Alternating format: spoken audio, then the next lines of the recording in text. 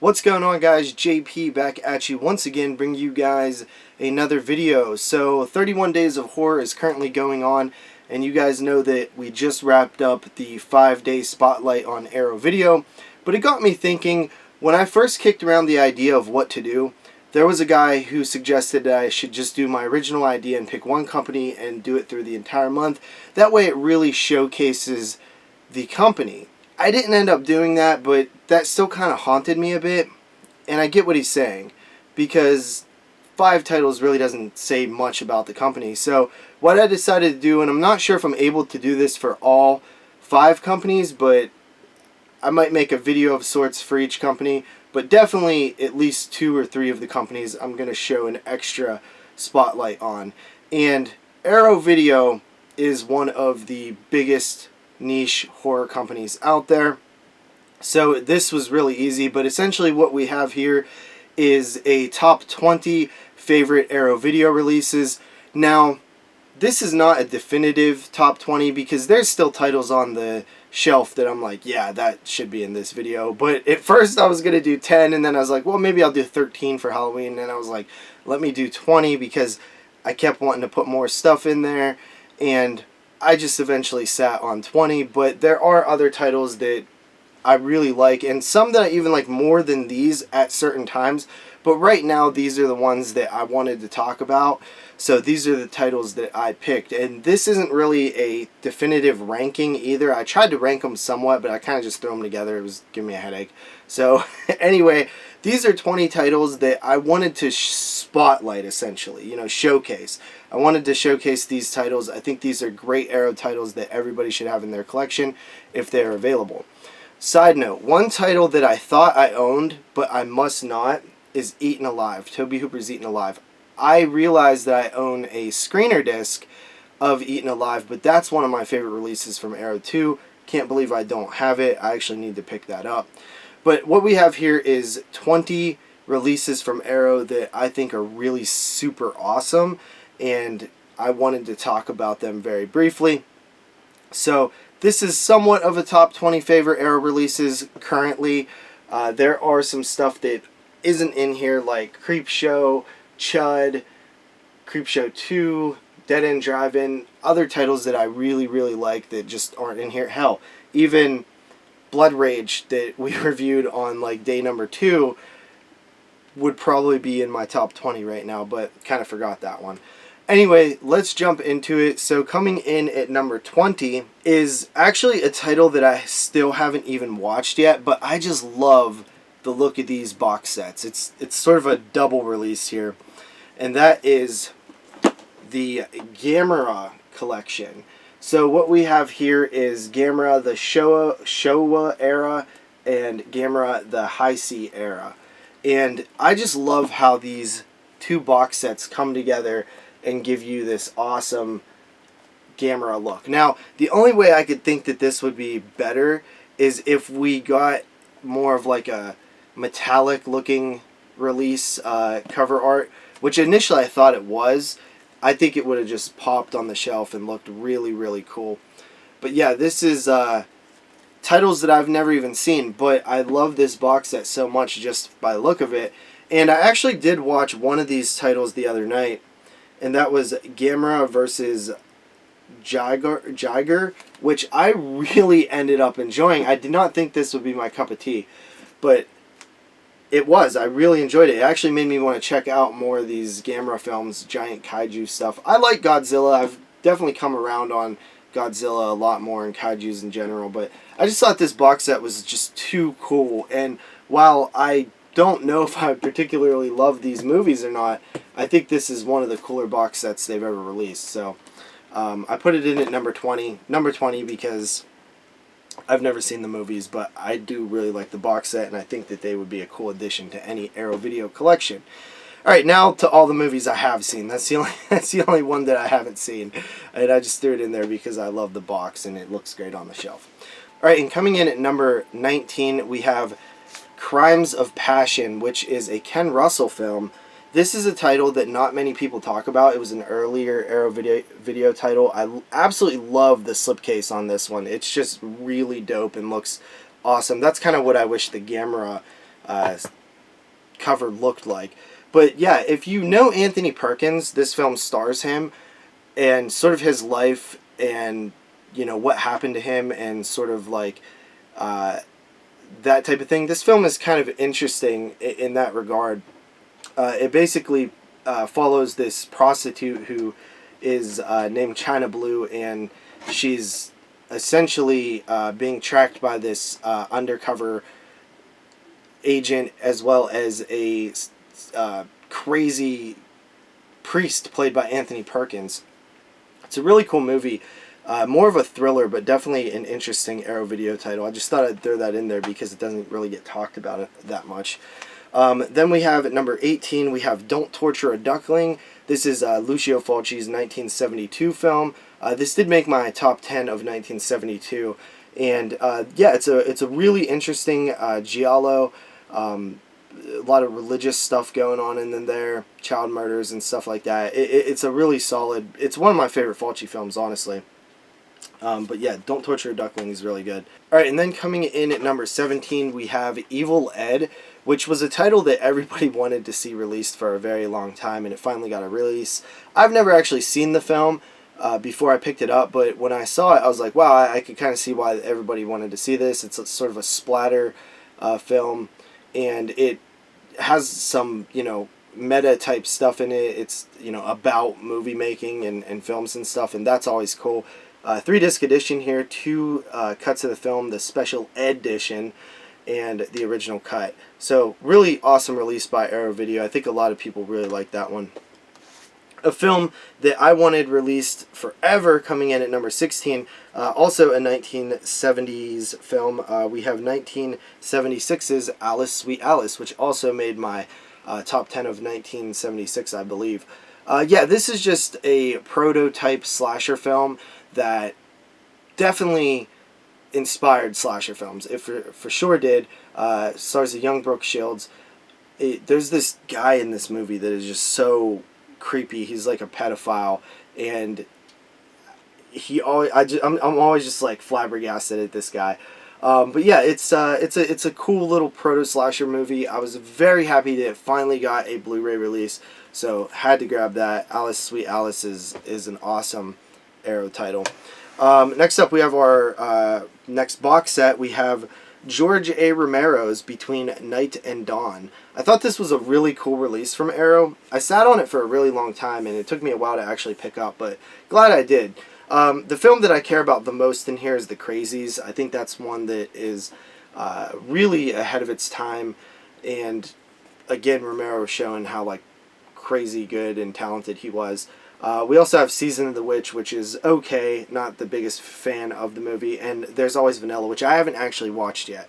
But these are the films that he made between Night of the Living Dead and Dawn of the Dead. I just think that this box set is super cool, and it's cool to have a collection of George films that are honestly lesser talked about. Maybe The Crazies, but yeah, and I just love that box set. It has George's classic. Like, you just know that's George right when you see that picture. It makes me smile. So what was that? Number 20, 19, 18, 17, 16, 15. That was number 15. Number 14, we have The Bird with the Crystal Plumage 4K. This one I just recently watched for the first time. Kind of knocked my socks off with the transfer and stuff like that. I absolutely love the look of the cover. There were 2 versions of this that came out. I like this cover better, so that's the one that I went with. I think the other one's a little bit more of a special edition, but I like this one more. A lot of special features on here. Argento's directorial debut. Really cool release. I also have the other Bird with the Crystal Plumage release too, which is right here. The other special edition that they did that was just Blu-ray. So I upgraded, but yeah, this is a really awesome release. I'm going to keep forgetting the numbers. We have Killer Clowns from Outer Space. Yeah, I've never actually seen this movie until I picked up the Arrow, and I just really loved it. It was so cool, and I could see why everybody was always praising it. It really is an awesome movie. The effects are great. The comedy is on point, and also the horror is actually there too. Like, it actually gets scary at times, which is a nice little blend. But yeah, this is this is a movie that I always thought sounded annoying, like Killer Clowns from Outer Space. It sounded just too goofy for me, but it actually is a really solid 80s flick. Absolutely love it. And I love the slipcover on that too. Awesome Arrow release. I've watched that a couple times. ReAnimator. This is a really awesome edition of ReAnimator here. It's a 2-disc edition. You got the unrated version, the integral version, as well as a little book in there. I really am not a fan of the like box. I forget what these are called, but you know, the sort of the digi packs. But this one's pretty nice. I'm not gonna lie. Sadly, I missed out on Bride of ReAnimator, like the cool edition that they did, like one of their first releases. But the original ReAnimator, awesome edition. And then at number whatever, I don't even know what we're at anymore. The next one. Next up at number 12, we have the release of Society, which in my opinion has one of the cooler box arts that they've ever done. It just looks mad cool, you know. It's just looks like skin, you know, and stretched out bodies. What did they call it in the movie? I don't even know. There's like not even any writing on the back of there, and just has Society in the embossed sort of thing. A film by Brian Yuzna. But yeah, Society is such a weird movie, but I love it. And I remember when I first met Jeremy, him and Moods ordered some sort of like German or Italian release of Society, and he's like, they paid like $25 for like the DVD or something. I was like, dude, you guys are stupid. It'll get a Blu-ray eventually. He's like, they're never gonna put the Society on Blu-ray. And like a couple months later, you know, they announced Society on Blu-ray. It might have been a little while after, a couple months, but yeah, interesting movie. Like if you've never seen it, you just have to see it. It's bizarre one. It's a bizarre one, but yeah, it's awesome, and good special effects in there. Awesome movie. Next up here we have at number 11, just outside the top 10, Basket Case. This is one of my absolute favorite movies ever. Frank Henenlotter's Basket Case. I think it is absolutely phenomenal. I also really like the slipcover. Basket Case is one of those flicks that I could just watch over and over and over again. I've probably seen it, you know, 7 or 8 times in the last 10 years. It's one that I always end up seeing. I literally have seen it on DVD, VHS, Blu-ray, on 35 millimeter at a drive-in. I think I might have even seen it like twice in the theater, or you know, on the big screen. I'm not even sure, but it's just a classic. I watched it with the Joe Bob last drive-in. I love Basket Case, and Frank Henenlotter is like such a cool guy. I actually met him, super awesome dude. But yeah, love their release of Basket Case. And this thing is like the Synapse release that came out years ago, the Something Weird, or it wasn't Synapse, it was Something Weird Video. That release had like a ton of special features on it, but this release has even more. But I think there's stuff on that that Something Weird release. I keep saying Synapse. That Something Weird release that are not on here, so I kept that too. But yeah, that's Basket Case. Breaking into the top 10, we have a new release actually, and that is Children of the Corn on 4K. I actually just got this yesterday, watched it last night, and I do have the original Blu-ray that they did. The 4K is actually not one of their best transfers. The movie is highly grainy, and I think some people really don't mind grain and even love it. When I watch 4K, I don't want that much grain. Like, I want as minimal grain as possible. I want to see the picture as clear as possible. If I want grain and stuff like that, DVD, Blu-ray, VHS, all that stuff, you know, when it's 4K, I want to see it as clear as possible. So the 4K itself is not the best, but the Blu-ray, it has a lot of special features. I mean, and all of it was ported over to the 4K, so it's basically the same release. Just this cover is better. The Blu-ray cover is definitely better. This one's like the same cover, but it's not as... I don't know what you would call that sort of cardboard stock that they use for these covers, because they do like different ones, like, but I really like the look of the, like, Crimes of Passion was like this. it's almost like holographic looking, but not lenticular, you know what I mean? So, Children of the Corn, awesome movie, absolutely love it. I actually just got to watch it in the theater earlier this year with Courtney Gaines and John Franklin, and the director, and they did a live commentary in the theater with it. It was really cool. So that was number 10, I believe. Number 9, we have The Hills Have Eyes Part 2. Now you're probably saying, like, what the hell? Hills Have Eyes Part 2? The movie sucks. It kind of does, but I've kind of warmed up to it over the year. Wes Craven's Hills Have Eyes Part 2. When I watch it, I'm like, this is sort of Craven's response to, like, the slasher boom. Like, it's just the Hills Have Eyes film that's more of a slasher. It's ridiculous. Yeah, the dog has a flashback, I know, but I've actually come around on it, and it's kind of like a little bit of a guilty pleasure for me now.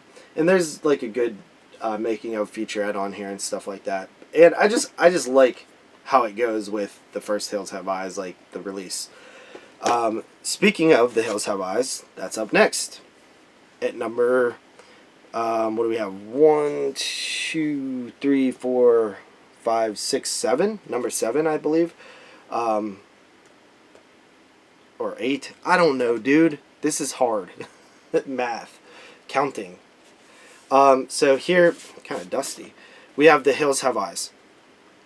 I love this release so much.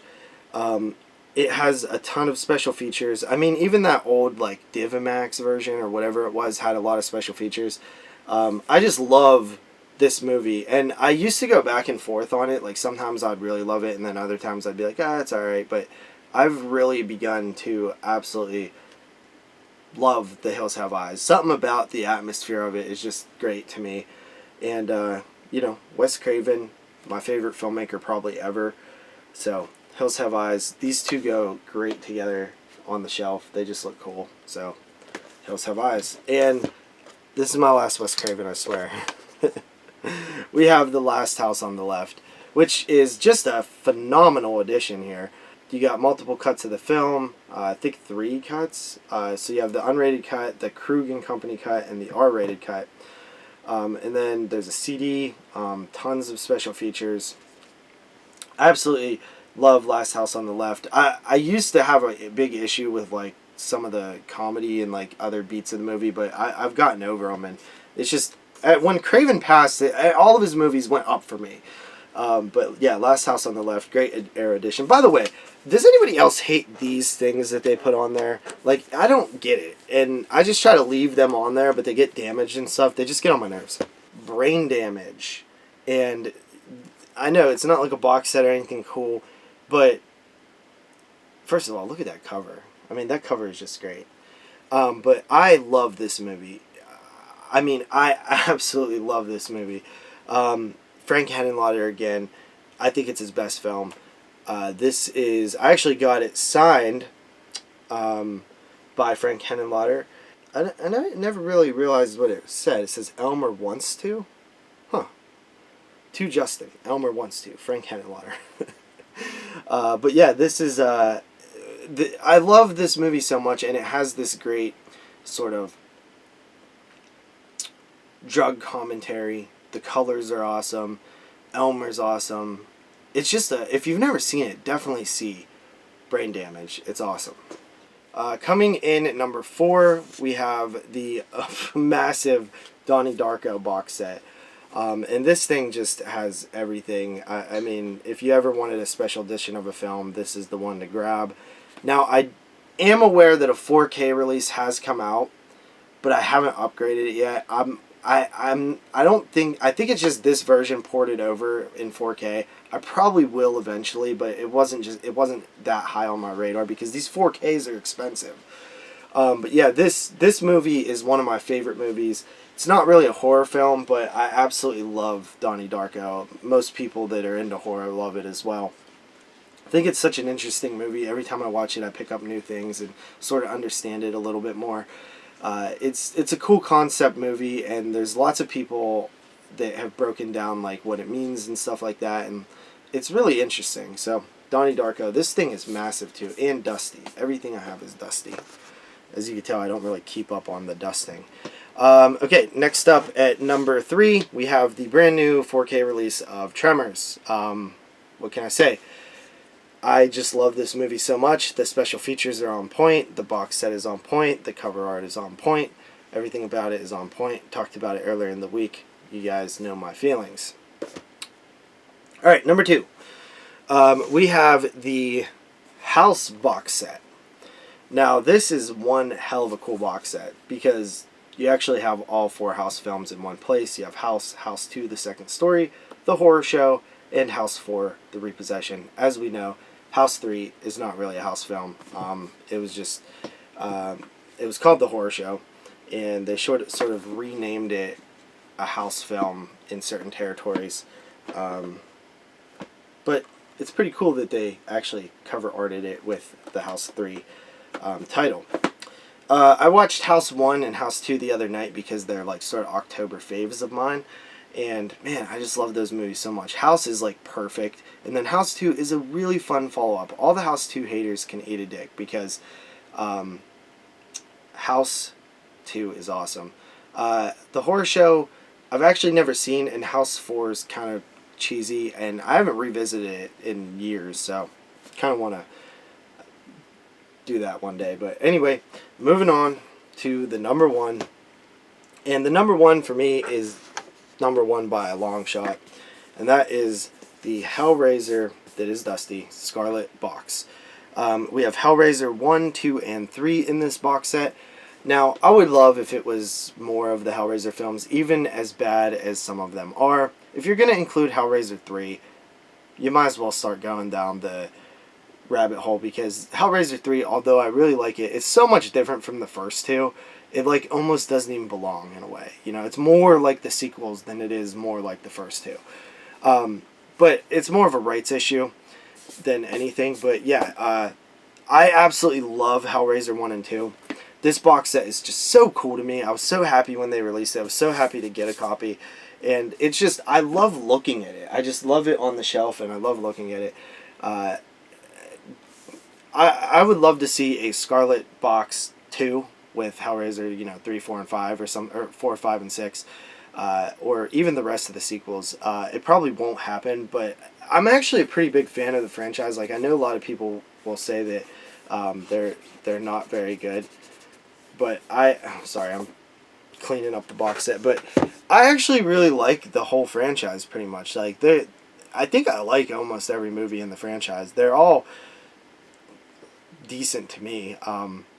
And I've even come around on like the later sequels a lot more too. I even like Revelations. I know a lot of people don't, but I thought it was like the most Hellraiser films. Even though it didn't have Doug Bradley, it was the most Hellraiser movie since like Hellraiser 2, in terms of like the mythology and stuff. But anyway, that's 20 Arrow video releases, guys, that I really love. They're some of my favorite releases, and let me know what your favorite Arrow video release is, and we'll see you guys next time. Peace.